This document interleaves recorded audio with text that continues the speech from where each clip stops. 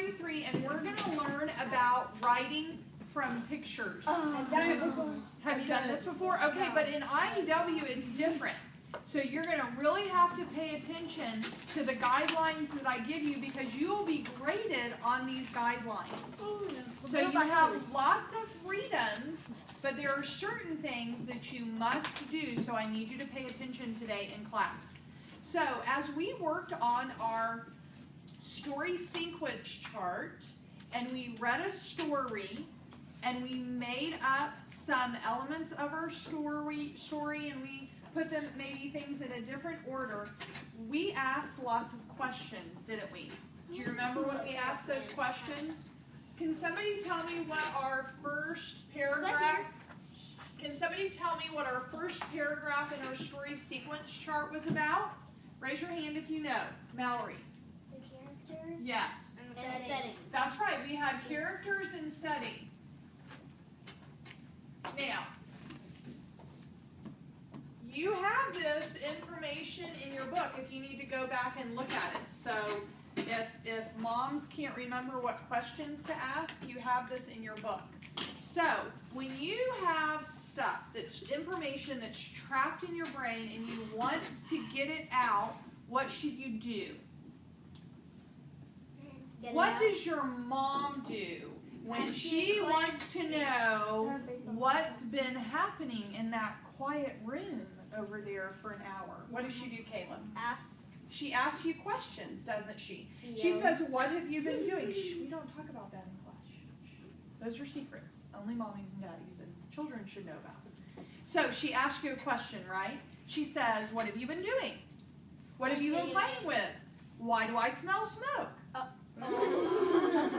She may say, what have you hidden underneath your bed?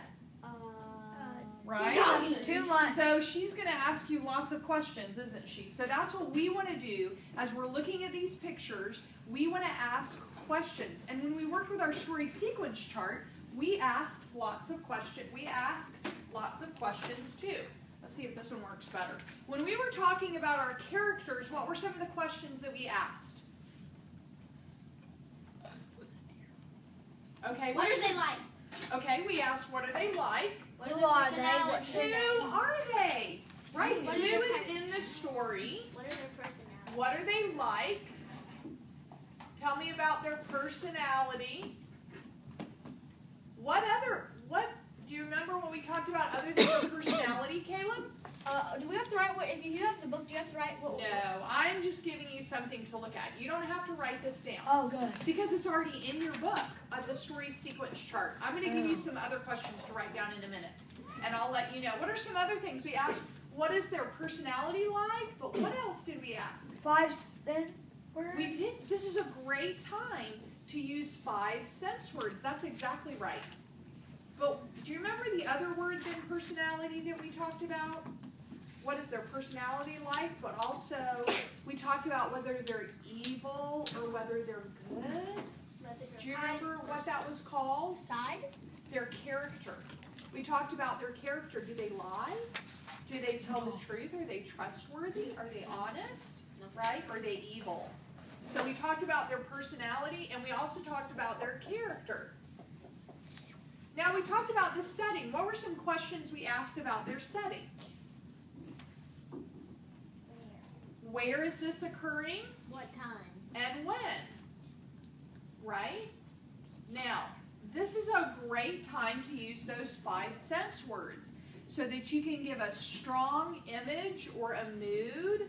So if it's raining outside, It's gloomy out. it's gloomy and it's going to feel different than if it's sunny outside and we are ready to put on our swimsuits and go to the beach, right? It's going to feel different. So we're going to use our 5 sense words. Where in the world would you find great 5 sense words? Do you just have to pull them out of your mind? Yeah. The back of your book. No! In your student resource book that I gave you at the beginning of the year, you have a whole section of 5 sense words. So don't rely on the ones in your brain. You need to go use your word lists so that you can find better words to use. And then you're going to use these really great big words, and you're going to sound smarter than you really are, right? And that's what we want to do. We want to try and use new big words. So, what else did we ask? What other questions did we ask in the second paragraph about the problem or the conflict? Quality act. No. What questions did we ask? What was the What was the problem? What are the characters thinking? What are they saying? What are they doing? How are they going to solve the problem? Okay, those are some of the questions we asked. And then when we have the third paragraph, who can tell me what the third paragraph is about? What do you think the third paragraph? Problem and conflict. So we have problem and conflict, and at the end, the solution. say again? The That's right. Solution, how we're going to solve the problem. The climax. Oh yeah. climax and The solution. climax. That's when the horse is just about to go over the side of the cliff with a rider, and you wonder what in the world's going to happen. Okay, and so remember with this, we ask, how's this problem solved? How in He the jumps off the world? horse and lets the horse die. Right. And that would be really, really sad. And then those people for animal rights are going to come and get you. Right? Just kidding. Okay. So we want to ask some of those questions when we're thinking about a story. And you all have stories that are trapped inside of your brain, don't you? Yeah. I bet you can be creative and come up with a fun story, and that's what we're going to do this week. So let's look at the pictures on page 143. Do you see this? Yes. What do we have in the first picture? A boy riding a horse. So we have a boy riding a horse. I think he's a messenger. You think he's a messenger. Why? Cause he has a paper. Oh, let's go up to the first picture. He has a paper. What else do you see? He's riding a horse. He's riding a horse. He has a paper in his hand. What else do you see? It looks like it's going fast because you can see like the. Okay, it looks like he's going fast because there are these little marks afterwards that show that he's speeding. He's I going know. really fast. He's going. He's in- Hey, did you hear in the news this week that a satellite type thing landed on a comet? As it was going through the air, and do you know how fast that comet was going? I heard about it this morning. Over 40,000 miles an hour. Oh. How in the world does that happen? Miles per second. And it was about the size of a washing machine. I could be getting it wrong. It could be miles per second. Anyway, the whole point of the story, it was really, really, really, really, really fast. And he's going fairly fast, but not that fast. I know what he's But doing. you know what? He's going- In your he's- story, if you want him to go faster than the speed of light, you can. What do you notice in the next picture? He's swimming. What do you see? Sinking. Okay, he's sinking. He's swimming. There's a soldier. Girls, what else do you notice? In the second picture. He still has a piece of paper. It looks like water, but what else could it He be? still has a piece of paper. It could be quicksand. It could be. Chocolate.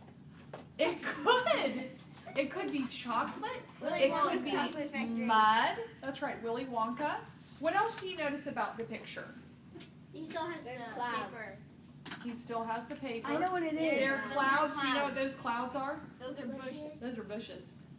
not clouds. But I guess if the soldiers in the sky, they could be clouds. Are they on a spaceship? I don't know. No. Okay, what else do you notice about the second picture? That the soldier has a musket. I know he's swimming because of the ripples around it. Okay, so you know that he's swimming. You say that the soldier has a musket. Okay. When do you think this story is set? Oh, I know who when it do you is. think the setting is for this? I know. Huh? You think it's at night? Okay. I know. Yes? Halloween. He's in an all-terrain contest, and you have to ride a horse, Paul swim, Revere. and run, and to make it to the person and carry the note. So without it's kind of dropping like a triathlon. No, it's Okay. It could be. Now, considering that we are studying United States-based history, okay, and everything that we've read so far, that's a clue. Soldiers. When do you think this is taking place? Paul What year? Okay, Paul Revere. This reminds you of Paul Revere and the Midnight Ride. You could, that's 2014. actually, that's around the time frame that we're learning about. So you could write a story about that too, and it can be more historically accurate. What do you notice in the third picture? He's running to this man to give him paper. Okay, so you know, is he running? I pretend He's standing. Okay, but listen really carefully. I'm asking you, what do you see? He's handing a man a piece of paper. Okay. Yes, he's It handing the looks man. like he's a boy because the man is big. Okay, so it looks like he's a boy. What else do you see? He's handing the man a piece of paper. It could be a girl. In like a tuxedo. It could. Okay, so the man has a tuxedo or a suit on. Oh yeah. Yeah. I had tuxedos or suits back in the 1800s. You know what? They did have very fancy clothes in the 1800s. Much more fancy than we do today. What? No. Yeah, I would never have worn this. Ever, ever, ever. These are work clothes. Jeans, dungarees. These are work clothes. I So wear sports if we lived in the late 1700s, girls, we'd all be wearing dresses. Oh my And gosh. skirts with lots of layers, No. and Like every day Stevie. would be like dress up. No. But that's all we know. So, Uh, okay, well, I'm going to tell you why it's important. Listen very carefully. This is something you must remember. The central fact on each one of these, number 1, number 2, Roman numeral 3, your topic sentence. Remember how we talk about topic sentences? Your topic sentence for each one of your paragraphs is only what you see in the picture.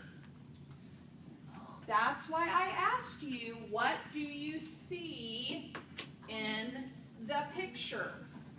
Okay? Some of you are going to want to write something else, and on that grading sheet, it's going to say, does that first sentence reflect what you see in the picture? And if it doesn't, then you get points taken off. So this is very important because every year somebody gets this wrong. Okay? So If you get it let's look, and this is where you're gonna start writing down some things. So get your pen ready. Roman numeral 1. What does that Roman numeral 1 stand for? Topic Yes. sentence. It's the topic sentence for our first paragraph. And our first paragraph, the first sentence of our first paragraph is what we see in the picture. So, what do we see in the picture? 3 key words. What do we see? I want you to write down 3 key words. Horse and a boy. You see a boy, Horse and galloping. And gas. boy, no. We see a horse.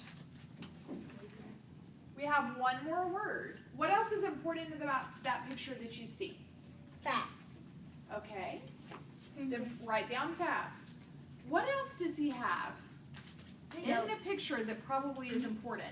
A note. He has a paper. It could be gas. Okay. Poisonous gas. So, Can I write a paper? you can. You can write paper. You could even draw a picture of a horse here.